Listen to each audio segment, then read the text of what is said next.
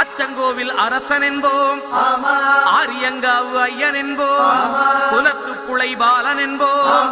எரிமேலி ஸ்ரீதர்ம சாஸ்தாவென்போம், சொரிமுத்து ஐயனார் அப்பன் என்போம், ஜோதிச ரூபன் என்போம், மகர்ஷி மர்தன் என்போம், மணிகண்ட சுவாமி என்போம், சுகுணவிலாசன் என்போம், சுந்தர ரூபன் என்போம், ஜாதி மத பேதமில்லா கடவுளாம், சத்திய வடிவான தெய்வமாம், ஆபத்தில் காப்பவனாம், அன்னதான பிரபுவாம், உலகத்தின் முப்பற்ற தெய்வமாம், சோதனைகள் செய்வானாம்